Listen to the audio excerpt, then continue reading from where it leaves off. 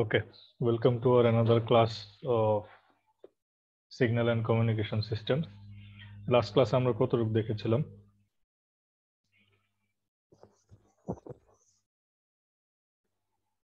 মনে আছে? দেখছিলাম স্যার, মানে বেসিক টাইম সিগন্যাল গুলো দেখছিলাম, বাট সেটা ছিল কন্টিনিউয়াস এর জন্য। জি স্যার, চারটা সিগন্যাল কন্টিনিউসের আমরা জন্য স্যার দেখেছিলাম, দেখছিলাম। যে ইউনিট স্টেপ ফাংশন, তারপরে ছিল ইউনিট ইম্পালস, সাইনোসয়েডাল, তারপরে র্যাম্প, কমপ্লেক্স এক্সপোনেনশিয়াল, এগুলো কিছু দেখেছিলাম। তো আজকে আমরা যেটা দেখবো সেটা হচ্ছে বেসিক ডিসক্রিট টাইম সিগন্যাল। ওই জিনিসগুলাই যে আগের ক্লাসে যেগুলো দেখছি, যেটা হচ্ছে কন্টিনিউয়াস টাইমের জন্য, সেম সেই জিনিসগুলোই আজকে দেখবো হচ্ছে ডিসক্রিট টাইম সিগন্যালের জন্য। তো ইউনিট স্টেপ সিগন্যালটার সাথে তোমার প্রিভিয়াস যে সিগন্যালটা, সেটা অলমোস্ট মিল আছে। তো ওইটাকে আমরা বলতাম হচ্ছে ইউনিট স্টেপ ফাংশন, আর এখন আমরা ডিসক্রিটের ক্ষেত্রে বলতেছি ইউনিট স্টেপ সিকোয়েন্স। দুইটা টার্ম, একটা কন্টিনিউয়াসের জন্য হচ্ছে ফাংশন, আর যেটা ডিসক্রিট সেটার জন্য হচ্ছে সিকোয়েন্স। ঠিক আছে? তো ইউনিট স্টেপ সিকোয়েন্সের ক্ষেত্রে ইকুয়েশনটা থাকে এরকম, যে ইউ অফ এন, যেহেতু এখানে দেখো স্কোয়ার ব্র্যাকেট অফ এন দেওয়া, এখানে কিন্তু ফার্স্ট ব্র্যাকেট নাই, থার্ড ব্র্যাকেট আছে। থার্ড ব্র্যাকেট মানেই হচ্ছে এটা ডিসক্রিট টাইম সিগন্যাল, এবং এইটার ভ্যালু 1 হবে কখন? যখন এন এর ভ্যালুটা হচ্ছে greater than or equal to, term কন্ডিশনটা খেয়াল রাখো, greater than or equal to. কিন্তু কন্টিনিউয়াসের জন্য যেটা ছিল টি ইজ গ্রেটার দেন 0, টি এর ভ্যালু যদি 0 হইতো তার জন্য 1। ডিসক্রিটের ক্ষেত্রে যেটা হবে, যে যেহেতু এটা ডিসক্রিট নাম্বার, এই জন্য এটা টি না দিয়ে এন দিয়ে রিপ্রেজেন্ট করা হয়েছে। তো এন এর ভ্যালুটা 0 এবং 0-তে বড় যদি হয় তাহলে 1 হবে, আর যদি 0-র থেকে ছোট হয় তাহলে এটা 0 হবে। ইকুয়েশনটার ফিগারটা দেখো এরকম, এইখানে দেখো এটা হলো এক্স এক্সিসে ভ্যালুগুলো হচ্ছে এন, এবং ওয়াই এক্সিসে ভ্যালুটা দেয়া আছে হচ্ছে সিগন্যাল, ইউনিট স্টেপ সিগন্যালের অ্যাম্প্লিটিউড হচ্ছে 1। তাহলে এখানে দেখো 0, 1, 2, 3 দেয়া আছে। আমার কন্ডিশনটা হচ্ছে যে তোমার ইকুয়াল টু এবং গ্রেটার ইকুয়াল, তার মানে এন ইকুয়াল টু 0-তে আমি 1 পাবো, এবং 0-র চেয়ে বড় যা আছে সবগুলোতে আমি কন্টিনিউয়াসলি 1ই থাকবে, এই জন্য এটাকে বলা হচ্ছে ইউনিট স্টেপ। এবং 0-র চেয়ে ছোট যে ভ্যালুগুলো আছে সেগুলোতে সবসময় আমার কি আসবে? 0 আসবে। তো আমি কি কথাটা বোঝাইতে পারছি? জি স্যার। এটা হচ্ছে আমার ইউনিট স্টেপ সিকোয়েন্স। ঠিক একইভাবে ইউনিট স্টেপ ফাংশন যখন আমরা পড়ছিলাম, তখন একটা জিনিস তোমাদের সাথে আলাপ করছিলাম, যে সিগন্যালের ডিলে হয় অথবা অ্যাডভান্স হয়, মানে সিগন্যালটা আগে থেকে শুরু হয় অথবা পরে থেকে শুরু হয়। ঠিক আছে? তো ওইখানে তোমার ফর্মুলাটা ছিল u of t minus t naught কন্টিনিউয়াসের ক্ষেত্রে। তাহলে এখানে আমার ডিসক্রিটের ক্ষেত্রে সেম জিনিসটাই, বাট ওইটাই একটু ডিফারেন্ট হয়ে গেছে, সেটা হচ্ছে এন মাইনাস কে।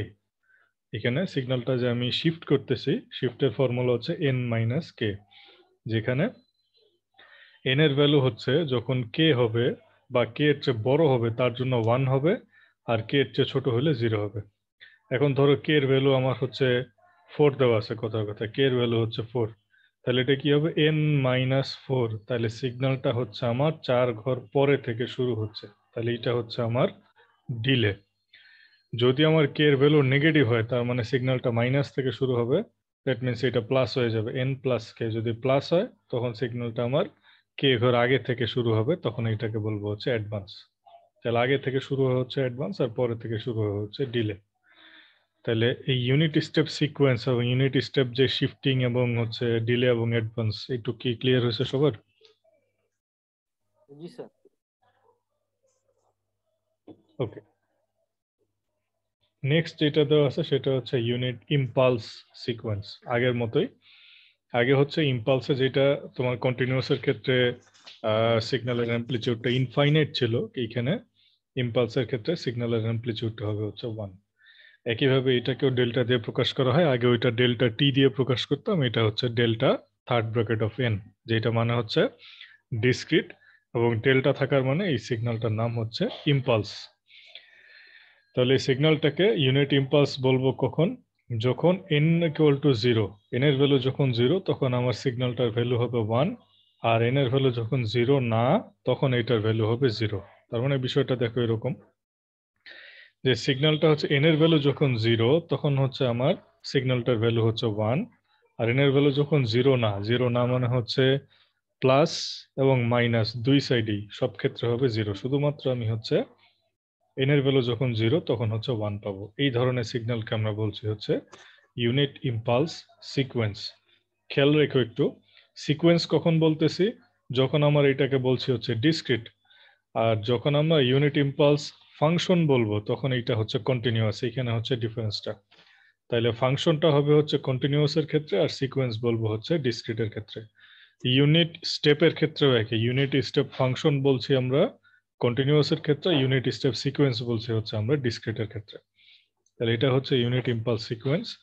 এন এর ভ্যালু যখন 0 তখন ফাংশনটার ভ্যালু বা সিকোয়েন্সটার ভ্যালু 1, আদারওয়াইজ হচ্ছে 0। তাহলে বিষয়টা একটু বোঝে নাও। একইভাবে এটাকে যদি আমরা শিফটিং করি, ঠিক একই, যদি শিফটিং করি, শিফটিং করলে যেটা হবে, যখন আমরা কে ঘর পরিমাণ এন মাইনাস কে, এই কথাটার মানে হচ্ছে কে ঘর পরে সিগন্যালটা শুরু হবে। তাহলে কে এর ভ্যালু হচ্ছে তোমার, এখানে যদি 4 হয়, 5 হয় বা 6 হয়, হোয়াট এভার যাই হোক না কেন, তখন আমার সিগন্যালটা শুরু হবে 4, 5, 6 এইখান থেকে। তো এইটাকে আমরা বলছি হচ্ছে ডিলে। আর যদি এন প্লাস কে হয়, যদি এইখানে আমার কে এর ভ্যালুটা নেগেটিভ হয়, কে এর ভ্যালু নেগেটিভ হলে এটা এন প্লাস হয়ে যাবে। নেগেটিভ হওয়া মানে হচ্ছে যেহেতু আমার সিগন্যালটার ভ্যালু প্লাস, তার মানে সিগন্যালটা হচ্ছে আমার কে এর ভ্যালু যদি 3, 4, 5 হয়, তাহলে 3 ঘর বা 4 ঘর অথবা 5 ঘর আগের থেকে সিগন্যালটা শুরু হবে। এটা হচ্ছে সিগন্যাল শিফটিং। তাহলে দুই প্রকার শিফটিং আমরা দেখলাম, একটা হচ্ছে ডিলে আর একটা অ্যাডভান্স। ডিলে হইলে কে এর ভ্যালু পজিটিভ, মানে এন মাইনাস কেই থাকবে। আর যদি অ্যাডভান্স হয় তাহলে কে এর ভ্যালু নেগেটিভ হবে, তখন এই ক্ষেত্রে এটা প্লাস হয়ে যাবে, এন প্লাস কে। তাহলে এটা কি ক্লিয়ার সবার? জি স্যার, বুঝতে পারছি স্যার। জি স্যার। এটা হচ্ছে ইউনিট ইম্পালস সিকোয়েন্স। আর এই কমপ্লেক্স পার্টটা আগের মতোই, যেটা আমরা কমপ্লেক্স এক্সপোনেনশিয়াল সিগন্যাল পড়েছিলাম, এখন এটা হচ্ছে কমপ্লেক্স এক্সপোনেনশিয়াল সিকোয়েন্স। ডিফারেন্সটা কিছু না, জাস্ট টি এর জায়গায় এন আসছে।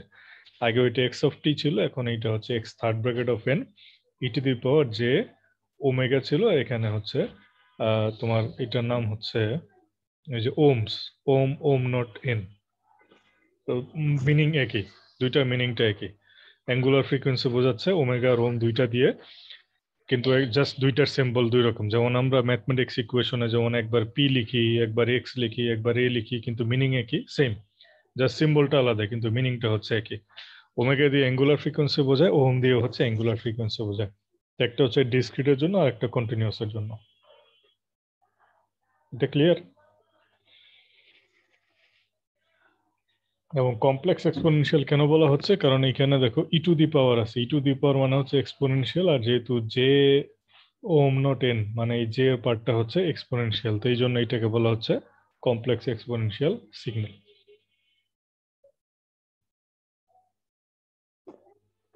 তাহলে এইটা হচ্ছে তোমার ওই কমপ্লেক্স এক্সপোনেনশিয়াল সিগন্যালের মতো। এটা হচ্ছে e to the power j omega, মানে পজিটিভ, এই জন্য হচ্ছে এটা গ্র্যাজুয়ালি বাড়তেছে। আর এটা যদি e to the power minus j omega হয়, তাহলে এটা গ্র্যাজুয়ালি কমবে। সেম এটার ক্ষেত্রে হচ্ছে একই।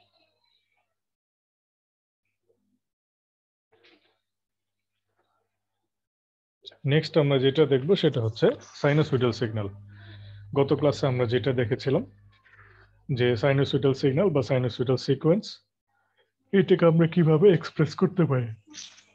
সেম গত ক্লাসে আমরা এটা দেখছি যে এক্স অফ টি ফার্স্ট ব্র্যাকেটের ভিতর ছিল, এক্স অফ টি সমান সমান ছিল এ কস ওমেগা টি প্লাস থিটা। এটাও তোমাদের গত ক্লাসে আমি পড়েছি। আজকে আমি মানে লিখতে পারতেছি না বা দেখাতে পারতেছি না, এটা হচ্ছে আমার ওই নোটবুকটা আমি অফিসে রেখে আসছি, তো এই জন্য হচ্ছে আজকে জাস্ট একটু মাউস দিয়ে অ্যাডজাস্ট করে আমি এখানে দেখাতে বা লিখে কিছু দেখাতে পারছি না। তো সাইনোসয়েডাল সিকোয়েন্সটা যদি একটু খেয়াল করো, যে এক্স অফ টি, তার মানে আগে যেটা ছিল কন্টিনিউয়াসের ক্ষেত্রে এক্স অফ টি ছিল ফার্স্ট ব্র্যাকেট দিয়ে, এখন এটা হচ্ছে থার্ড ব্র্যাকেট দিয়ে এন, এই হচ্ছে ডিফারেন্সটা। ওটা ছিল সাইনোসয়েডাল সিগন্যাল, এখন যেটা বলছি সেটা হচ্ছে সাইনোসয়েডাল সিকোয়েন্স। তো ডিফারেন্সটা কি? ডিফারেন্সটা কিছুই না, আগের মতোই সেম।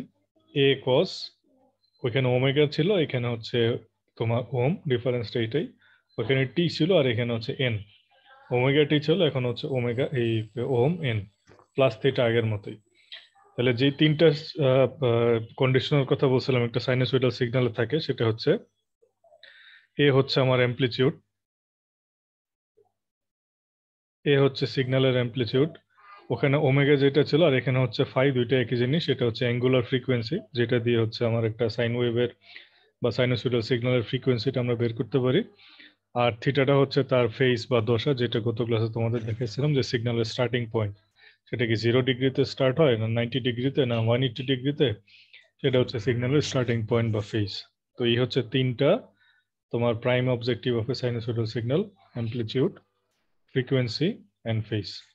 তো আগেরটা আর এটা হচ্ছে অলমোস্ট সিমিলার, শুধু ডিফারেন্সটা কোন জায়গায়, এক জায়গায় টি থাকে কন্টিনিউয়াস টাইম, আর এই জায়গায় হচ্ছে থার্ড ব্র্যাকেট দিয়ে এন, যেটাকে বলা হচ্ছে ডিসক্রিট। তাহলে চারটা সিগন্যাল কি ক্লিয়ার হয়েছে? জি স্যার।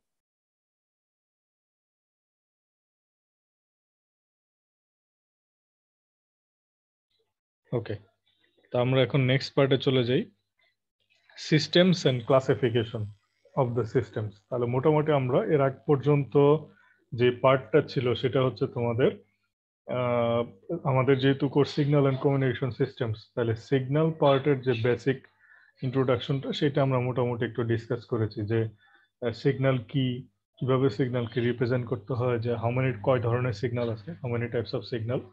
তারপরে এই কন্টিনিউয়াস টাইম সিগন্যালের কিছু বেসিক রিপ্রেজেন্টেশন আমরা দেখলাম। তারপরে দেখলাম হচ্ছে ডিসক্রিট টাইম ডোমেইনের কিছু বেসিক রিপ্রেজেন্টেশন সিগন্যাল, এগুলো আমরা দেখলাম। এখন আমরা হচ্ছে ইন্ট্রোডাকশন পার্টে দেখবো বা বেসিক পার্টটা দেখবো হচ্ছে সিস্টেমস, আমার কি কি ধরনের সিস্টেমস আছে এবং সিস্টেমের ক্লাসিফিকেশন গুলা, কি কি ধরনের ক্লাসিফিকেশন আছে সেটা আমরা দেখবো। তাহলে ফার্স্ট যে পয়েন্টটাতে আমরা আসতে চাচ্ছি সেটা হচ্ছে সিস্টেমের রিপ্রেজেন্টেশন, যে একটা সিস্টেমকে আমরা কিভাবে রিপ্রেজেন্ট করতে পারি, বা what do you understand by the system. আচ্ছা, মাইক্রোফোন যদি অন থাকে কারো অফ করে দাও।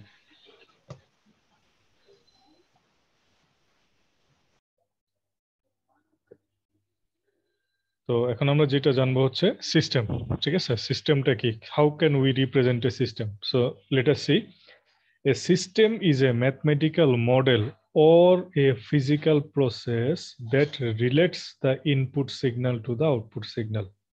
তার মানে সিস্টেম বলতে আমরা এখানে বোঝাচ্ছি যে একটা ম্যাথমেটিক্যাল মডেল, ঠিক আছে, যেই মডেলের ভিতরে বা একটা ফিজিক্যাল প্রসেস যেখানে আমরা একটা ইনপুট সিগন্যাল দিব, সেই সিগন্যালটা আমার চেঞ্জ হবে না, ট্রান্সফর্ম হবে, ট্রান্সফর্ম হয়ে সে কি করবে হচ্ছে সে ইনপুট আউটপুট সিগন্যালে রিপ্রেজেন্ট করবে, ঠিক আছে? তাহলে সিস্টেম বলতে আমরা মূলত বোঝাচ্ছি যে একটা ম্যাথমেটিক্যাল মডেল, যে মডেলের মধ্যে আমরা কোনো কিছু একটা ইনপুট দেবো এবং সেই ইনপুটের এগেইনস্ট একটা আউটপুট পাবো। কিন্তু কনসেপ্টটা হচ্ছে যে এটা কিন্তু পুরোটা চেঞ্জ হবে না, এটা হচ্ছে ট্রান্সফর্ম হবে। যেমন একটা প্র্যাকটিক্যাল এক্সাম্পল যদি দেই, গরমের দিনে আমরা জুস খাই না, ধরো ম্যাঙ্গো জুস। তো আমরা কি করি, যে ম্যাঙ্গো যেটা থাকে সেটাকে ছিলে ছোট ছোট কিউব করে, বা ধরো এটাকে স্লাইস করে কি করি আমরা জুসারের ভিতরে বা ব্লেন্ডারের ভিতরে দেই, তাই না? দিয়ে তারপরে নেসেসারি যে ইনগ্রেডিয়েন্ট গুলো থাকে, ধরো একটু যদি মিল্কশেক বানাই, মিল্ক বা সুগার টুগার দিয়ে এটাকে ব্লেন্ড করি, ব্লেন্ড করার পরে তারপর এটা আউটপুট আসে হচ্ছে জুস ফরম্যাটে। এখন আমাকে যে জিনিসটা বলো যে আউটপুট আমি যেটা পাইছি এটা কি টোটালি ডিফারেন্ট, মানে ব্লেন্ড করার পর এটা কি জামের জুস হয়ে গেছে? না স্যার। আমেরই তো আছে নাকি? জি স্যার। তার মানে জাস্ট কি হলো, ওর ট্রান্সফরমেশন হয়েছে। ট্রান্সফরমেশন কথাটার মানে হচ্ছে যে সলিড একটা স্টেট থেকে সে চলে গেছে হচ্ছে লিকুইড স্টেটে, কিন্তু ভিতরের যে ইনগ্রিডিয়েন্ট সেটা কিন্তু সেম। কথাটা কি বুঝতে পারছো? জি স্যার। তার মানে এখানে এই যে যে জুসার মেশিন বা ব্লেন্ডার, এটা হচ্ছে আমার সিস্টেম।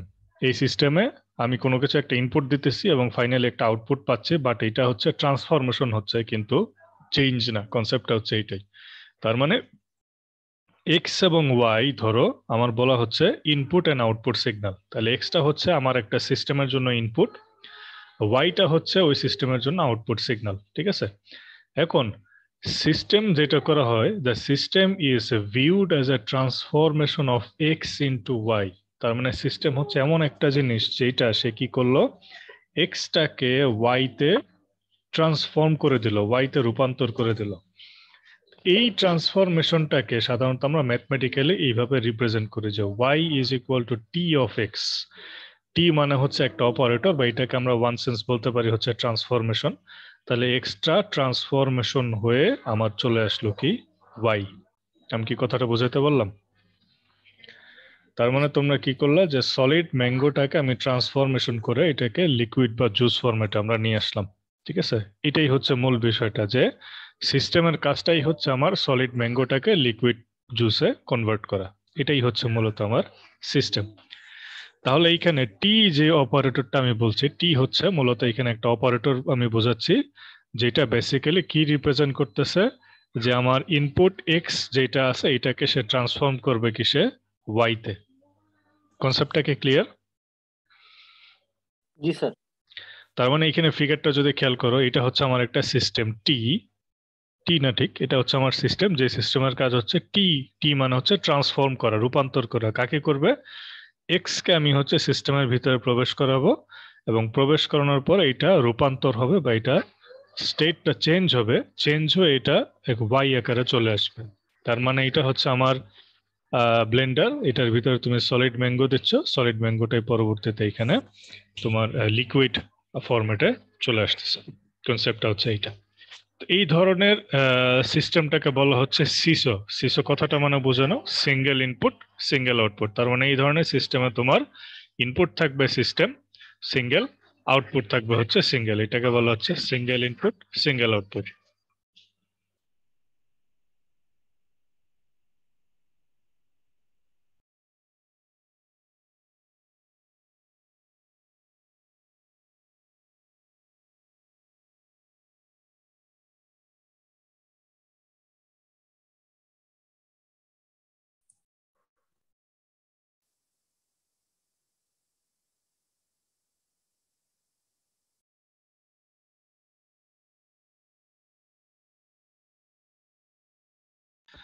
ওকে, তাহলে এই ধরনের যে সিস্টেমটা আছে, এই ধরনের সিস্টেমটাকে আমরা বলছি সিসো বা single input single output system. তাহলে এই ধরনের সিস্টেমকে কি বলবো বলো তো? Sir double input double output sir. Double না, ঠিক, এখানে একটু যদি জুম করি তাহলে বুঝতে পারবো। দেখো এখানে x1, এখানে ডট ডট দিয়ে হচ্ছে xn। আমি কি তাহলে এখানে দুইটা বলতে পারবো? না স্যার, স্যার মাল্টিপল বলতে হবে। মাল্টিপল। তাহলে এটা কি হবে বলো তো? Sir multiple input multiple output. Multiple output, এটাকে বলা হচ্ছে মিমো। তো যখনই তোমরা কোনো জায়গায় মিমো সিস্টেম পাবা, মিমো সিস্টেম মানেই বুঝে নিবা ওই সিস্টেমটাতে হচ্ছে মাল্টিপল ইনপুট মাল্টিপল আউটপুট থাকে। এই যে টেলিকমের সিগন্যালের ক্ষেত্রে যে 4G 5G যেগুলো আছে, এখানে সিস্টেমগুলোকে বলা হয় মিমো। অ্যান্টেনাগুলো যে থাকে, অ্যান্টেনার প্রপার্টিজের ভিতর দেখবা যে লেখা থাকবে হচ্ছে মিমো। মিমো মানে তখন বুঝে নিব এই যে অ্যান্টেনাটা সে কি করে মাল্টিপল সিগন্যালকে ইনপুট হিসেবে নেয় এবং এই মাল্টিপল সিগন্যালকে আউটপুট হিসেবে সেন্ড করতে পারে। এটাকে বলা হচ্ছে মিমো সিস্টেম। তার মানে আমার সিস্টেম দুইটা ধরনের হতে পারে। একটা হচ্ছে সিসো, মানে হচ্ছে সে একটা সিঙ্গেল ইনপুট নিবে এবং এটা থেকে সিঙ্গেল আউটপুট বের করবে। আরেকটা হবে হচ্ছে মিমো, যেটা হচ্ছে মাল্টিপল ইনপুট নিবে এবং মাল্টিপল আউটপুট নিবে। এই দুই ধরনের সিস্টেম আমাদের অ্যাভেলেবল আছে। আমরা যেমন সিগন্যালের ক্ষেত্রে দেখছি অনেক ধরনের সিগন্যাল আছে, সিস্টেমের ক্ষেত্রে বেসিক্যালি এই দুই ধরনের সিস্টেম, একটা হচ্ছে সিসো আর একটা হচ্ছে মিমো। এর বাইরে আর কোনো সিস্টেম নাই। তাহলে এটাকে বুঝতে পারছো? জি স্যার।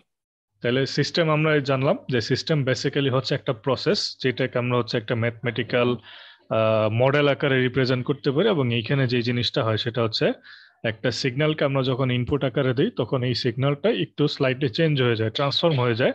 ট্রান্সফর্ম হয়ে তখন হচ্ছে তোমার আরেকটা ফরম্যাটে হচ্ছে রিপ্রেজেন্টেশন হয়। এবং এই এই যে ট্রান্সফরমেশনের কাজটা, এই কাজটা করা হচ্ছে মূলত সিস্টেমের কাজ। এবং এই ক্ষেত্রে সিস্টেম দুই ধরনের আছে, একটাতে হচ্ছে সিঙ্গেল ইনপুট দিয়ে সিঙ্গেল আউটপুট দিয়ে, আর একটাতে হচ্ছে মাল্টিপল ইনপুট থাকে মাল্টিপল আউটপুট থাকে। তো এটা বুঝতে পেরেছো সিস্টেম? জি স্যার, বুঝতে পারছি স্যার। আচ্ছা, এবার আমরা হচ্ছে সিস্টেমের কিছু একটু প্রকারভেদটা বুঝে নিই, যে কয় ধরনের বা কি কি ধরনের সিস্টেম সাধারণত আমাদের আছে। একটা আমরা জানলাম যেটা, সেটা হচ্ছে যে ইনপুটের উপর ভিত্তি করে, based on the input and output, আমরা জানলাম যে সিস্টেম হচ্ছে দুই প্রকার। একটা হচ্ছে সিঙ্গেল ইনপুট সিঙ্গেল আউটপুট, আর একটা হচ্ছে মাল্টিপল ইনপুট মাল্টিপল আউটপুট।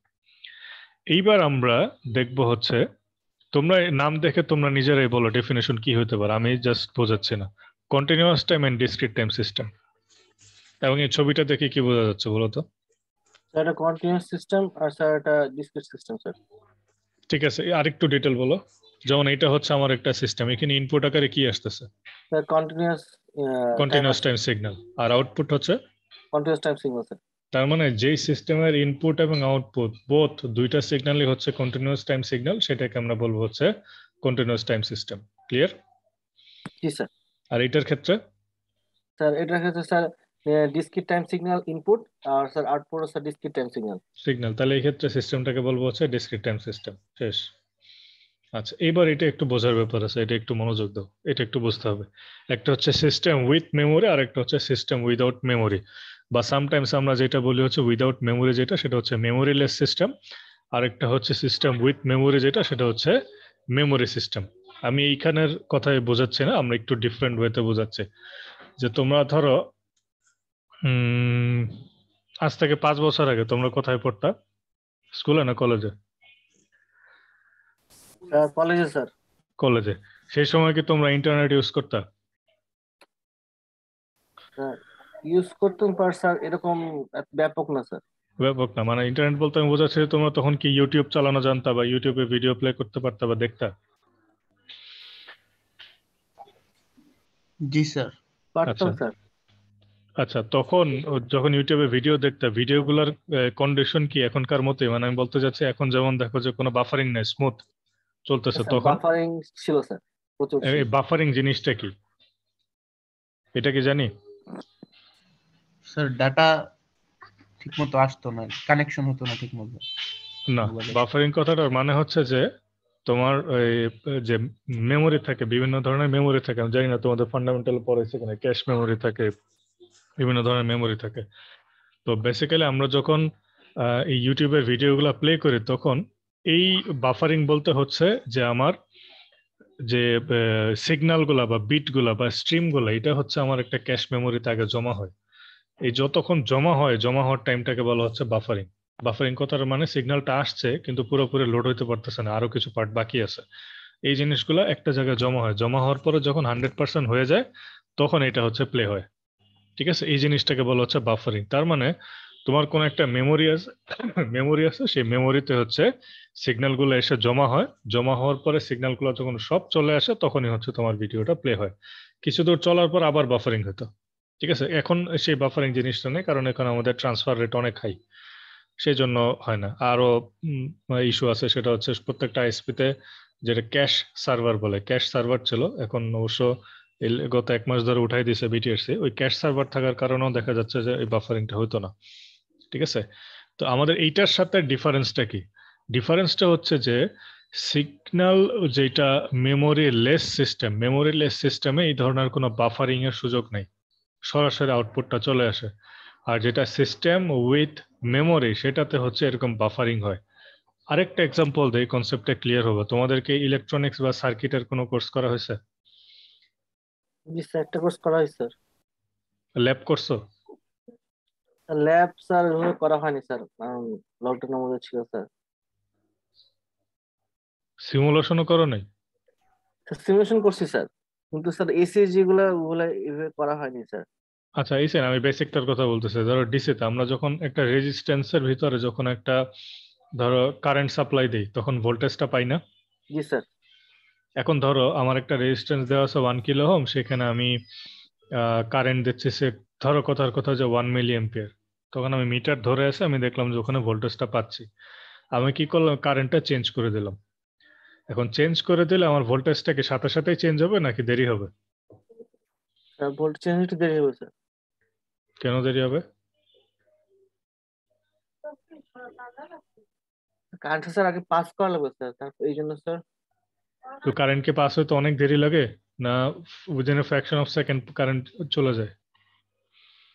না অনেক দেরি লাগে না স্যার, কিন্তু স্যার একটু স্যার টাইম যেটা যদি বলি এখন, মানে স্যার পরে যদি বলি তাহলে স্যার একটু দেরি হয়। আচ্ছা, তোমরা সিমুলেশন করছো বলে এরকম বোধহয় মনে হচ্ছে, কিন্তু প্র্যাকটিক্যালি যেটা হয় যে কারেন্ট তুমি চেঞ্জ করার সাথে সাথে ধরো যে কয়েক মিলি সেকেন্ড ওরা ন্যানো সেকেন্ডের ভিতরে তোমার ভোল্টেজের মানটাও চেঞ্জ হয়ে যাবে। জি স্যার। বুঝতে পারছো? জি স্যার। এই ধরনের সিস্টেমটাকে বলা হচ্ছে memory less system, without memory. That means ওই সিস্টেমে তুমি যখন কোনো ইনপুট দেবা, আউটপুটটা ঠিক সাথে সাথেই পাবা। আমার কথাটাকে বুঝাইতে পারছি? জি স্যার। যেমন ধরো ওই ল্যাবের যেটার কথা বললাম, তুমি রেজিস্ট্যান্সে এখন এখন মানে হচ্ছে ধরো T=1, মানে 1 সেকেন্ড সময়, এখন তুমি কারেন্টের মান দিচ্ছ হচ্ছে 1, তাহলে তুমি আউটপুটও পাবা হচ্ছে 1 এর জন্য। ক্লিয়ার? যখন t equal to 2 second, 2 second সময় আমি কি করলাম, কারেন্টের ভ্যালুটা চেঞ্জ করে দিলাম হচ্ছে 2। তার মানে তুমি কি এখন এই 2 সেকেন্ড সময়ে যে আউটপুটটা পাবা, সেই আউটপুটটা কিন্তু ডেফিনেটলি কারেন্টের মান যখন 2 তার জন্যই পাবা। আবার t ইকুয়াল টু 3 মানে হচ্ছে 3 সেকেন্ড সময় আমি কারেন্টের মানটা চেঞ্জ করে দিলাম ধরো 3, তাহলে এই 3 সেকেন্ড সময় আমি যে আউটপুটটা পাবো সেটা 3 মিলি অ্যাম্পিয়ার কারেন্টের জন্যই পাবো। আমার কথাটা কি বুঝতে পারছো? জি স্যার। এটা হচ্ছে মেমোরি লেস সিস্টেম।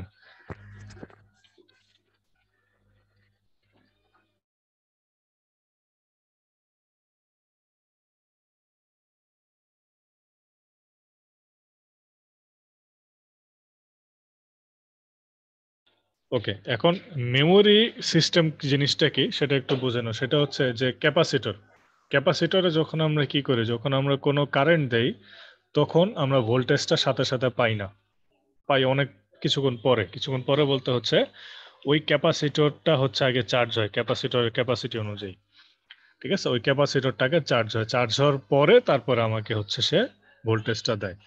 এখন কথার কথা ধরো ক্যাপাসিটরটা যখন চার্জ হবে, চার্জ হতে তার ধরে নাও 3 সেকেন্ড পর্যন্ত সময় লাগে বা 3 সেকেন্ড পরিমাণ তার সময় লাগে। তাহলে তুমি যখন t ইকুয়াল টু 1 সেকেন্ড টাইমে কারেন্টটা দিবা, সেই টাইমে তোমার কিন্তু আউটপুট 0, কারণ ক্যাপাসিটর চার্জ হচ্ছে। t ইকুয়াল টু 2 সেকেন্ড টাইমে তুমি যে কারেন্টটা দিচ্ছ তখনও ক্যাপাসিটর চার্জ হচ্ছে, তখন তোমার output 0। t equal to 3 second টাইমে কারেন্ট দিচ্ছ তখনও ক্যাপাসিটর চার্জ হচ্ছে, আউটপুট 0। এবং t ইকুয়াল টু যখন 4 সেকেন্ড তখন তুমি হচ্ছে আউটপুট পাচ্ছ। তাহলে কথাটা বুঝো না, আউটপুটটা পাচ্ছ কতক্ষণ পরে? স্যার স্যার 40 পরে স্যার। 3 সেকেন্ড পরে। জি স্যার।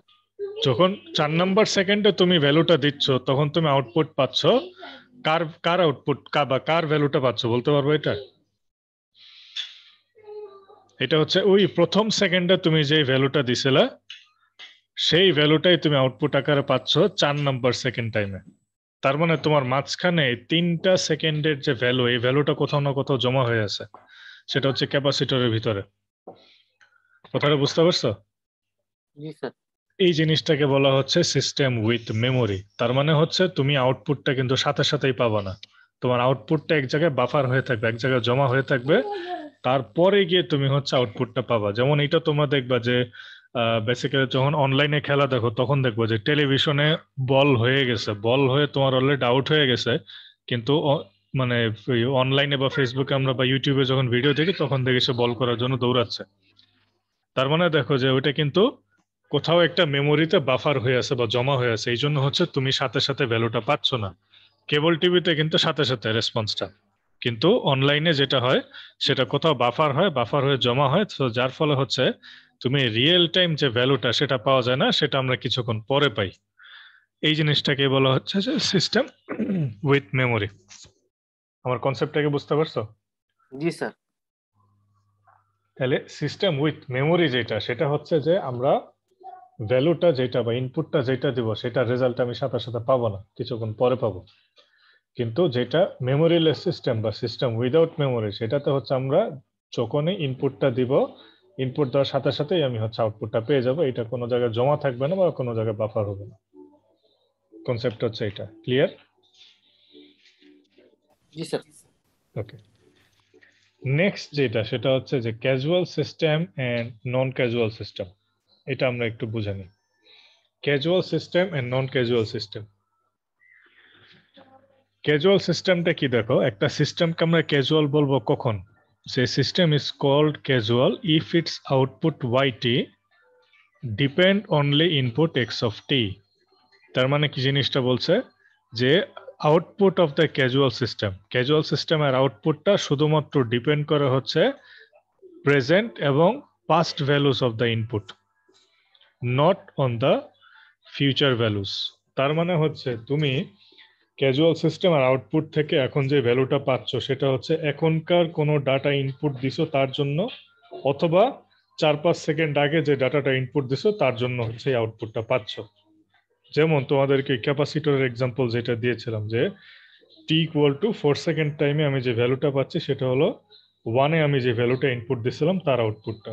তার মানে হচ্ছে তুমি আইদার প্রেজেন্ট ভ্যালুর জন্য পাচ্ছ অথবা পাস্ট ভ্যালুর জন্য পাচ্ছ, ফিউচার ভ্যালুর জন্য তুমি আউটপুট পাচ্ছ না। সেই ক্ষেত্রে এই সিস্টেমটাকে বলা হচ্ছে ক্যাজুয়াল সিস্টেম। আমি কি বুঝাইতে পারছি? জি স্যার। তার মানে হচ্ছে ক্যাজুয়াল সিস্টেমে যেটা হয় যে it is not possible to obtain the output before the input is applied to the system. তার মানে হচ্ছে তুমি সিস্টেমে কোনো কিছু ইনপুট না দেওয়া ছাড়া তুমি কোনো আউটপুট পাবা না। এটাই হচ্ছে ক্যাজুয়াল সিস্টেমের মূল শর্ত। হয়তো বা তুমি ইনপুট দিয়ে রাখছো, আউটপুট পাচ্ছ না, পাবা অনেকক্ষণ পরে পাবা, কিন্তু ইনপুট না দিয়ে তুমি যে আউটপুট পাওয়ার আশা করতেছো এটা ক্যাজুয়াল সিস্টেমে সম্ভব না। ঠিক আছে? আর যেই ধরনের সিস্টেম হচ্ছে এই কন্ডিশনটা মানে না, সেই ধরনের সিস্টেমটাকে বলা হচ্ছে নন ক্যাজুয়াল সিস্টেম। যেমন নন ক্যাজুয়াল সিস্টেম হতে পারে যে তুমি ইনপুট দেওয়া ছাড়াই যেটাতে তুমি আউটপুট আকারে পাচ্ছ, সেই ধরনের সিস্টেমটাকে বলা হচ্ছে নন ক্যাজুয়াল। ঠিক আছে? এটা হচ্ছে ক্যাজুয়াল এবং নন ক্যাজুয়াল। এটা কি ক্লিয়ার? জি স্যার, বুঝতে পারছি। ওকে, নেক্সট যে পার্টটা আছে সেটা হচ্ছে লিনিয়ার এবং নন লিনিয়ার সিস্টেম। কথাটা একটু বুঝেন, এখানে দুইটা জিনিস একটু বোঝার ব্যাপার আছে। লিনিয়ার এবং নন লিনিয়ার সিস্টেমটা কি? একটা সিস্টেম লিনিয়ার হওয়ার দুইটা শর্ত আছে। দুইটা শর্তটা কি? দুইটা শর্তটা একটু ভালো করে আমরা একটু বুঝি, তাহলে বুঝতে পারবে। আমি ড্র করলে আর একটু ক্লিয়ার হতো। ড্র করার অপশন আছে নাকি? আছে। আচ্ছা, এখানে খেয়াল করে দেখো, এখানে আমার দুইটা কন্ডিশন আছে। এইটা হচ্ছে একটা অ্যাডিটিভিটি, আর একটা কন্ডিশন হচ্ছে এইটা হোমোজেনিটি। ঠিক আছে? এই দুইটা জিনিস আছে। তো দুইটা কন্ডিশনটা কি? সেটা হচ্ছে অ্যাডিটিভিটি। একটু খেয়াল করো, given txy y1 tx2 y2, এটা কি বুঝতে পারছো?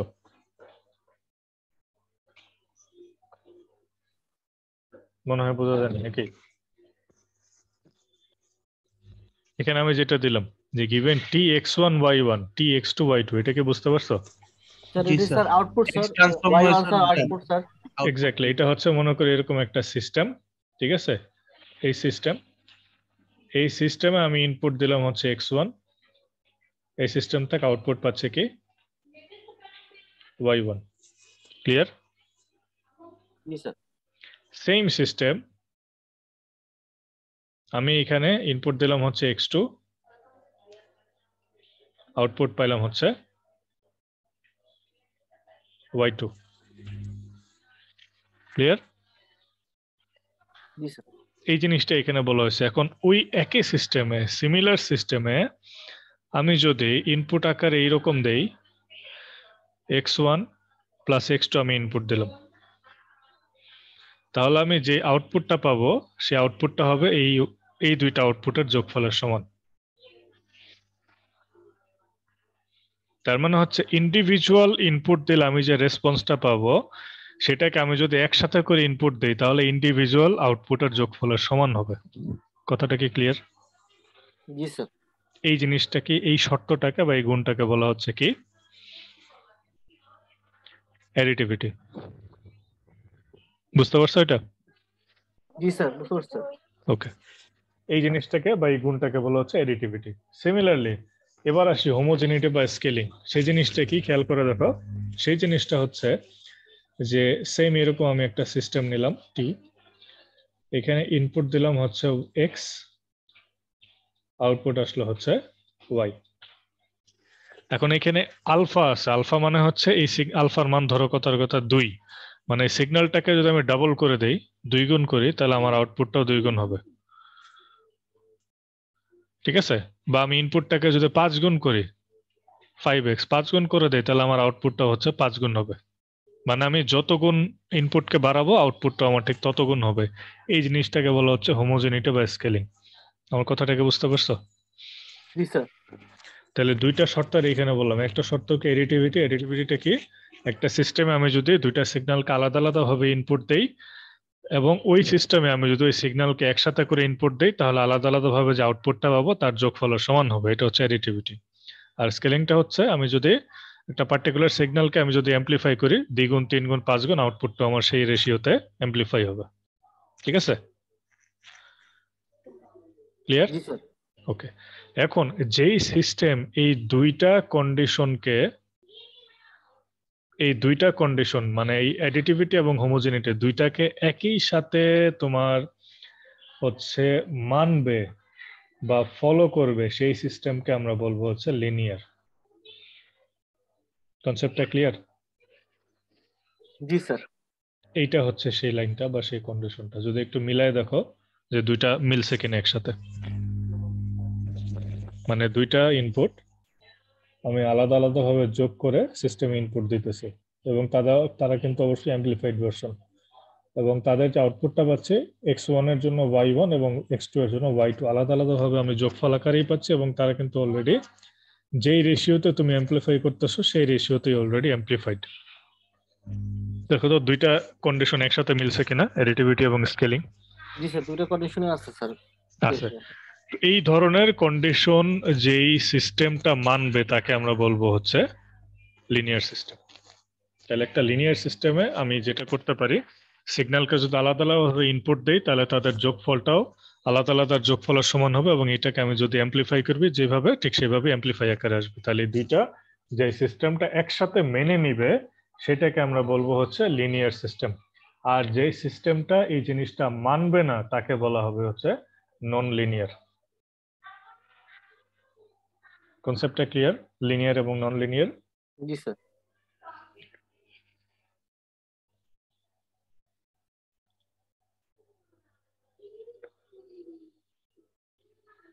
এটা যাবে কিভাবে?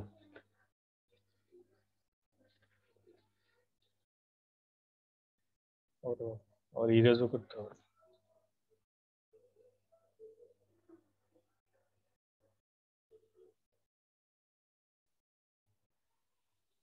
বোর্ডে লিখতে লিখতেই তো মুছতে মুছতে সময় চলে যায়। ওকে,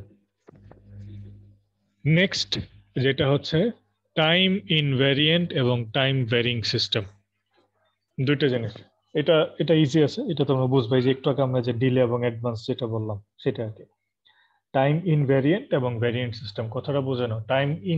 টাইম ভ্যারিং মানে হচ্ছে সময়টা ভ্যারি করবে বা সময়টা ডিফার করবে, আর যেটা ইনভ্যারিয়েন্ট সেটা ডিফার করবে না বা ভ্যারি করবে না। তাহলে ডেফিনেশনটাকে একটু খেয়াল করো।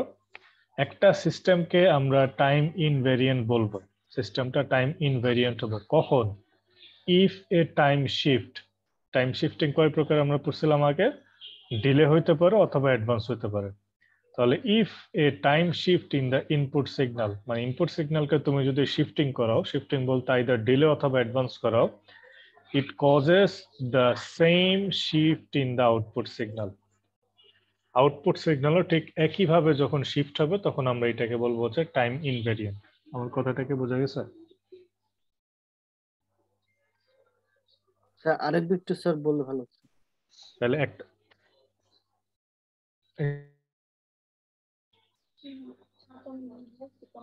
একটা সিস্টেমকে আমরা টাইম ইনভ্যারিয়েন্ট বলবো কখন, মানে টাইমটা ভ্যারি করতেছে না, সেটা কখন বলবো? যখন ইনপুট সিগন্যালকে আমি শিফটিং করব। শিফটিং মানে অত ডিলে অথবা অ্যাডভান্স যাই করি না কেন, ইনপুট সিগন্যালকে আমি যদি শিফটিং করাই তাহলে আউটপুট সিগন্যালও ঠিক সেম শিফটিং হবে। যেমন ইনপুট সিগন্যালকে আমি যদি 3 ঘর ডিলে করি, আউটপুট সিগন্যালও যদি আমার 3 ঘর ডিলে হয় তাহলে এটা টাইম ইনভ্যারিয়েন্ট হবে, টাইমটা ভ্যারি হয়। বা ইনপুট সিগন্যালকে আমি যদি 5 ঘর অ্যাডভান্স করি, আউটপুট সিগন্যালও দেখা গেল আমার 5 ঘর অ্যাডভান্স হয়ে গেছে, তখন আমরা এটাকে টাইম ইনভ্যারিয়েন্ট সিগন্যাল বলবো। বুঝতে পারছো এটা? জি স্যার, বুঝছি।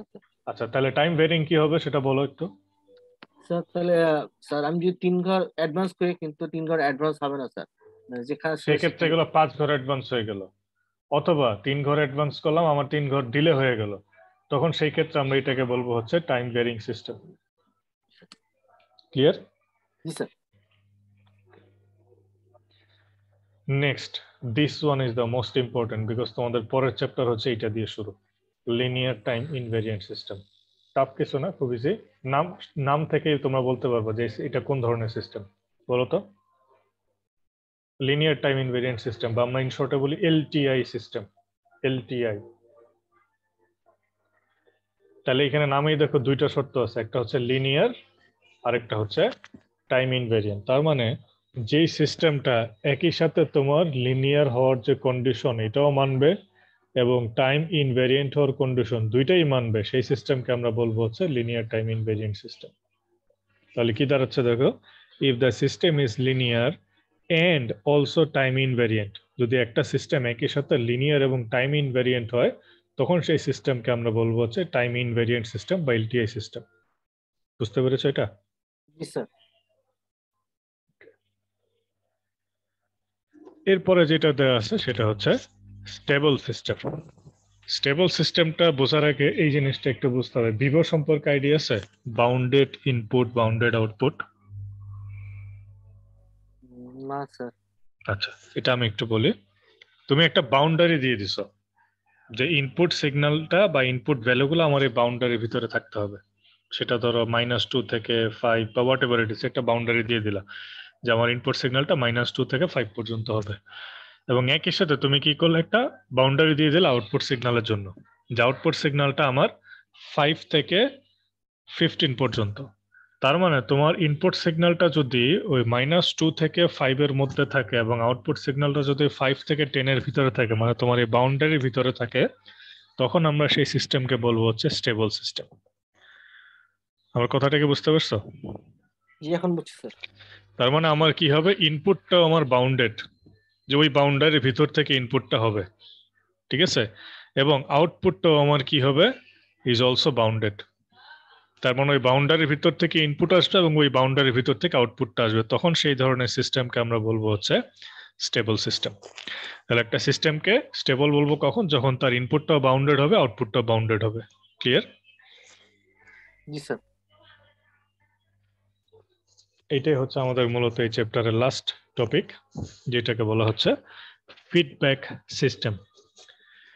এটা একটু বোঝে নাও, এটা তোমাদের অবশ্য আইসিতে কন্ট্রোল সিস্টেম কোর্স নাই, ইটিতে ছিল তখন এটা লাগতো। তো ফিডব্যাক সিস্টেমটা একটা বোঝে নাও, যে একটা সিস্টেমকে কখন আমরা ফিডব্যাক সিস্টেমকে বলবো, এবং এটা হচ্ছে খুবই ইম্পর্টেন্ট একটা সিস্টেম। সেটা কি?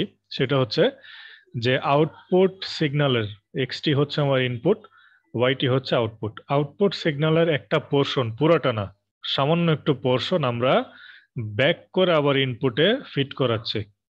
এই জিনিসটাকে বলা হচ্ছে ফিডব্যাক সিস্টেম। ফিড মানে খাওয়ানো, ব্যাক মানে পিছনে, ঠিক আছে? তাহলে এই আউটপুটটাকে আবার ব্যাক করে আমি ইনপুটে ফিড করাচ্ছি বা ইনপুটে দিচ্ছি, এই জন্য এটাকে বলা হচ্ছে ফিডব্যাক সিস্টেম। তাহলে যেই সিস্টেমে হচ্ছে আমার কি করা হবে, যে আউটপুট সিগন্যাল ইজ ফিডব্যাক, এটাকে পিছনে ব্যাক করানো হবে and added to the input to the system, এবং সিস্টেমের ইনপুটের সাথে অ্যাড করা হবে। এটা হচ্ছে সামেশন চিহ্ন। সামেশন চিহ্ন মানে হচ্ছে এটাকে অ্যাড করা, ইনপুটের সাথে আউটপুটটাকে অ্যাড করলাম। এই ধরনের সিস্টেমটাকে বলা হচ্ছে ফিডব্যাক সিস্টেম। ক্লিয়ার? জি স্যার। তাহলে আমরা কয় ধরনের সিস্টেম দেখলাম আজকে, বলো তো একটু, রিভিউ করো তো কেউ। স্যার 9 ধরনের স্যার। তাহলে প্রথমে আমরা সিস্টেমটা কি সেটা সম্বন্ধে জানলাম, ঠিক আছে? জি স্যার। এর আগে আমরা প্রথমে দেখলাম হচ্ছে তোমার ডিসক্রিট যে সিগন্যাল গুলো আসে, সেই ডিসক্রিট সিগন্যাল গুলার হচ্ছে বেসিক যে 4টা সিগন্যাল আমরা ইউজ করে থাকি, যে unit step sequence, impulse sequence, তারপরে হচ্ছে কমপ্লেক্স এক্সপোনেনশিয়াল সিকোয়েন্স, এবং ফাইনালি হচ্ছে সাইনোসয়েডাল সিকোয়েন্স। এই 4টা সিকোয়েন্সটা কি তার বেসিক একটা আইডিয়া নিলাম, যে এইগুলোকে বলা হচ্ছে সিকোয়েন্স। দেন তারপর আমরা জানলাম হচ্ছে যে সিস্টেম সম্পর্কে, একটা সিস্টেম কি, সিস্টেমকে কিভাবে রিপ্রেজেন্ট করতে হয়, এবং সিস্টেম আমরা বলতে কি বুঝি, এই জিনিসটা জানলাম।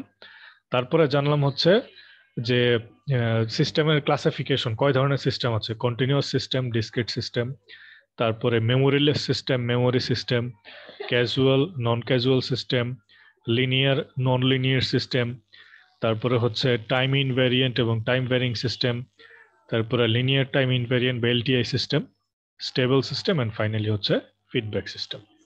এই বিভিন্ন ধরনের সিস্টেম সম্বন্ধে আমরা জানলাম। পরবর্তীতে আমরা যেটা জানবো, যে নেক্সট আমাদের মূল কাজটা হবে হচ্ছে এলটিআই সিস্টেম নিয়ে। সেকেন্ড চ্যাপ্টার যেটা শুরু হবে সেটা হবে হচ্ছে লিনিয়ার টাইম ইনভ্যারিয়েন্ট বা এলটিআই সিস্টেমে আমরা এই সিগন্যালগুলো ইনপুট দেব। কন্টিনিউয়াস সিগন্যাল ইনপুট দিয়ে দেখবো যে তার রেসপন্স কি আসে, তারপরে হচ্ছে ডিসক্রিট সিগন্যাল ইনপুট দিয়ে দেখবো তার রেসপন্স কি আসে। এই জিনিসগুলো আমরা একটু দেখবো, কিন্তু তা দেখার আগে তোমাদের নেক্সট ক্লাসে আমি যে জিনিসটা ডিসকাস করবো সেটা হচ্ছে এখানে কিছু ম্যাথমেটিক্যাল প্রবলেম আছে। এই প্রবলেমগুলো না করলে বেসিক্যালি তোমাদের কনসেপ্টটা ক্লিয়ার হবে না, যে এই সিগন্যালগুলো দিয়ে আসলে আমরা করবোটা কি।